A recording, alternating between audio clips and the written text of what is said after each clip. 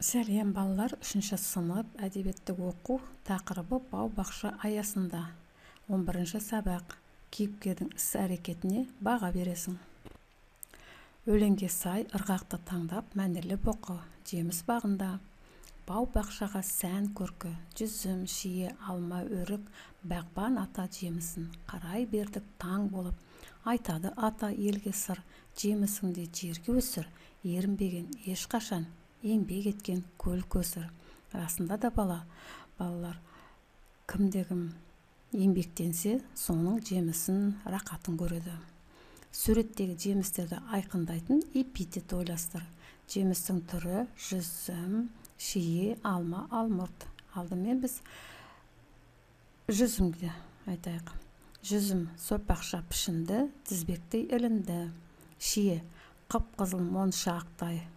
Алма доп секілді домалақ. Алмұрт сарғыш түсті дөңгелек. Яғни эпитет бұл жерде қайсы екен?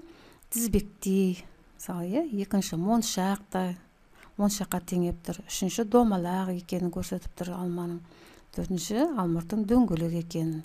Яғни осы дөңгелек үшбұрышты домалақ геометриялық фигураларға теңеп тұр екен. Сондықтан бұлар көркем сөзбен бейнеленген эпитет деп айтамыз. Зейін қойып тыңда, ертегіні басқаша тағы қалай атар едің? Балалар, ертегіні оқып алып, мазмұндап түсінгендеріңді айтыңдар. Алданған қасқыр немесе түлкінің ақылы деген осындай ертегіге ат қойдық. Түлкі қасқырдың іс-әрекетіне қандай баға берді? Сен оған келісесің бе? Қасқырға қандай кеңес берер едің? Неге осы жерде суретте қарап отырып әңгімелеу? Жүзімге әбден тойып алған қасқыр өзі кірген тесіктен шыға алмай кептеліп қалады. Мұны көріп отырған түлкі: «Қасеке, тым көрсе қызар екенсіз. Артын ойламағанға сол керек» деп әрі қарай жүре береді. Көрсе қызар дегеніміз не екен? Ол өзі тойса да алдындағы тұрған жүзімге жегісі келе береді. Яғни бар ғой, өзі тоймаса да көз тоймайды деген. Неге соның кері әсері осы қасқыр болып тұр. Түлкі қасқырдың іс-әрекетін дұрыс баға берді. Мен онымен келісемін. Қасқырға: «Көрсе қызар, қомағай болма, қанағатшыл болуды үйрен» деп кеңес берер едім деп түлкі өз жөніне кетеді. Менің бау-бақшам жобасын жасаңдар. Немесе суретпен де көрсету болады, салып. Бау-бақшында қандай жемістер өскенін қалайсың?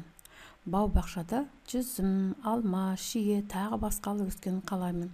Неге мына суретте біз шағында осындай өзіміздің бау-бақшамыздың суретін көрсетіп отырмыз. Бау-бақшада өздерінің үйлерінің қасында өскен қандай жүзімдер немесе алма, шие бар ма, осыларды әңгімелеп беруге болады. Әр жемісті сипаттайтын 5 сөз айтыңдар. Мысалы, қарақат, қара, қызыл, қышқыл, тосап, с дәрумені.